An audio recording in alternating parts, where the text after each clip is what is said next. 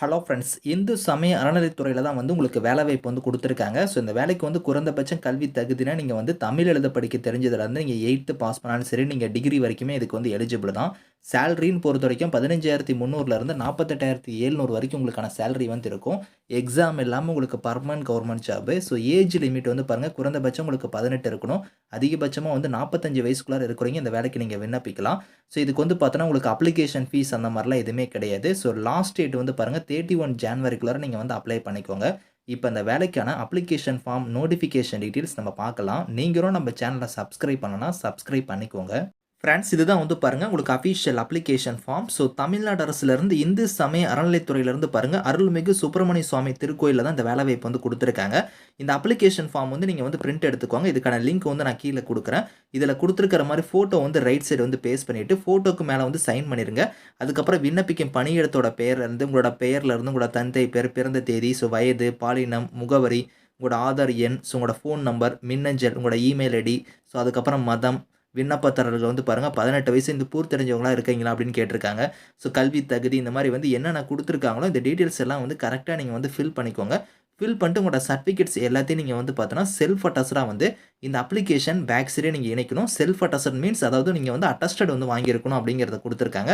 So அதாவது இந்த இடத்துல கொடுத்துருக்காங்க பாருங்கள், அரசுதல் பதிவு பெற்ற அலுவலரிடம் நீங்கள் சான்றப்பம் அதாவது அட்டஸ்டட் நீங்கள் ஜெராக்ஸில் வாங்கியிருக்கணும் அப்படிங்கிறத கொடுத்துருக்காங்க.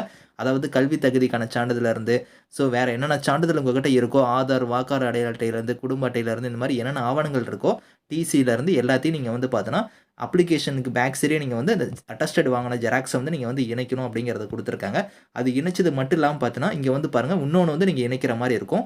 21வது சீரியல் நம்பரில் இங்கே கொடுத்துருக்காங்க பாருங்கள். அதாவது பார்த்தோன்னா, அஞ்சல் வில்லை ஒட்டிய சுயவிலாசம் ஒப்புகை அட்டையோட நீங்கள் அஞ்சல் உரையுடன் இணைத்து அனுப்பப்பட வேண்டும் அப்படின்னு எடுத்திருக்காங்க. ஒரு எம்டி போஸ்ட் கவர் ஒன்று வாங்கிக்கோங்க. அந்த கவரில் உங்களோட அட்ரஸை எழுதிட்டு ₹25க்கான ஸ்டாம்பையும் ஒட்டி அந்த கவரையும் பார்த்தோன்னா அப்ளிகேஷன் ஃபார்ம் அந்த அட்டஸ்டட் வாங்கின அந்த காப்பியோட பார்த்தோன்னா இந்த கவரையும் வச்சு தான் நீங்கள் சென்ட் பண்ணணும் அப்படிங்கிறத கொடுத்துருக்காங்க. இந்த கவர் எதுக்காக நீங்கள் வைக்கிறீங்கன்னா, ஸோ நீங்கள் பார்த்தோன்னா ஷார்ட் லிஸ்ட் ஆகிட்டிங்கன்னா பார்த்தோன்னா உங்கள் வீட்டு அட்ரஸ்க்கு பார்த்தோன்னா இந்த கவர் மூலியமாக தான் உங்களுக்கு அழைப்பு கடிதம் விடுவாங்க. நேர்காணலுக்கான கடிதம் பார்த்தோன்னா அது மூலியமாக தான் வரும். ஸோ அதனால் பார்த்தோன்னா application form, attested copies plus இந்த போஸ்டல் கவர் இது 3யும் வச்சு நீங்கள் பார்த்தோன்னா போஸ்டலில் நீங்கள் சென்ட் பண்ணுற மாதிரி இருக்கும். ஸோ இங்கேயே பாருங்கள் உங்களுக்கு நேர்லேயே நீங்கள் கொடுக்கலாம். அப்படி இல்லைனா அஞ்சல் மூலமாக, தபால் மூலமாக கூட நீங்கள் விண்ணப்பிக்கலாம். அட்ரஸ் பார்த்தோன்னா இங்கே கொடுத்துருக்காங்க பாருங்கள், செயல் அலுவலர், ஸோ அருள்மிகு சுப்பிரமணிய சுவாமி திருக்கோயில்னு கொடுத்து இங்கே பாருங்கள் அட்ரஸ் கொடுத்துருக்காங்க.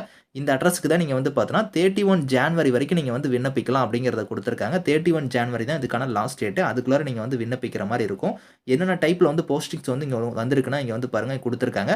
ஸோ அதாவது பார்த்தோன்னா எழுத்தர், அதாவது கிளர்க்கு கேட்டகரி, கணினி பணியாளர் கேட்டகரி, நாதஸ்வரம் கேட்டகரி, தோட்டம், திருவழகு இந்த கேட்டகரிக்கு போஸ்டிங் வந்திருக்கு. எழுத்தர் கேட்டகரிக்கு 15,300லேருந்து 48,700 சேலரியாக இருக்கும். 10ஆம் வகுப்பு நீங்கள் தேர்ச்சி பெற்றிருந்தால் விண்ணப்பிக்கலாம். அதுக்கு மேலே நீங்கள் என்ன படிச்சிருந்தாலும் அப்ளை பண்ணிக்கலாம். கணினி பணியாளருக்கும் சேம் சேலரி தான். இதுக்கு பாருங்கள், அரசு இல்லைனா அரசால் அங்கீகரிக்கப்பட்ட நிறுவனங்களால் வழங்கப்பட்ட கணினி அறிவியல் பட்டயம் நீங்கள் பெற்றிருக்கணும். தமிழ், ஆங்கிலத்தில் பாருங்கள் நீங்கள் டைப்பிங் முடிச்சிருக்கணும் அப்படிங்கிறத கொடுத்துருக்காங்க. நாதஸ்வரம் கேட்டகரிக்கெலாம் தமிழ் எழுத படிக்க தெரிஞ்சிருக்கணும். அது மட்டும் இல்லாமல் சமய நிறுவனங்கள் அல்லது தமிழ்நாடு அரசு அல்லது ஸோ பல்கலைக்கழக மானியக் குழுவால் நடத்தப்பெறும் இசைப்பள்ளியில் நீங்கள் சான்றிதழ் நீங்கள் வச்சிருக்கணும் அப்படிங்கிறத கொடுத்துருக்காங்க. தோட்டம், திருவள்ளுவருக்குலாம் பாருங்கள் தமிழ் எழுத படிக்க தெரிஞ்சாலே போதும், இந்த வேலைக்கு நீங்கள் அப்ளை பண்ணிக்கலாம்.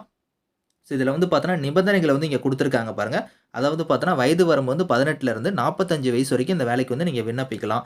இந்து மதத்தை சார்ந்தவராக நீங்கள் இருக்கணும், இறை நம்பிக்கை உடையவராக இருக்கணும் அப்படிங்கிறதையும் கொடுத்துருக்காங்க. ஒவ்வொரு பதவிக்கும் நீங்கள் விண்ணப்பிக்கிற மாதிரி இருந்தால் தனித்தனியாக நீங்கள் விண்ணப்பிக்கலாம் அப்படிங்கிறதையும் கொடுத்துருக்காங்க. நீங்கள் தனித்தனியாக தான் விண்ணப்பிக்கணும். நீங்கள் 2-3 பதவிக்கு விண்ணப்பிக்கிற மாதிரி இருந்தால் ஸோ நீங்கள் தனித்தனியாக கூட நீங்கள் விண்ணப்பிக்கலாம் அப்படிங்கிறத கொடுத்துருக்காங்க. ஸோ இந்த நோட்டிஃபிகேஷன், இந்த இதுக்கான அப்ளிகேஷன் லிங்க்ஸ் எல்லாமே நான் கீழே கொடுக்குறேன். ஸோ வில்லிங்காக இருக்கிறவங்க அப்ளை பண்ணிக்கோங்க. பர்மனன்ட் கவர்மெண்ட் ஜாப் தான். எக்ஸாம் இல்லாமல் உங்களுக்கு நேர்முக தேர்வு மட்டும் தான் நடக்கும். ஸோ இதுக்கான லிங்க்ஸ் எல்லாமே நான் கீழே கொடுக்குறேன். Thank you friends.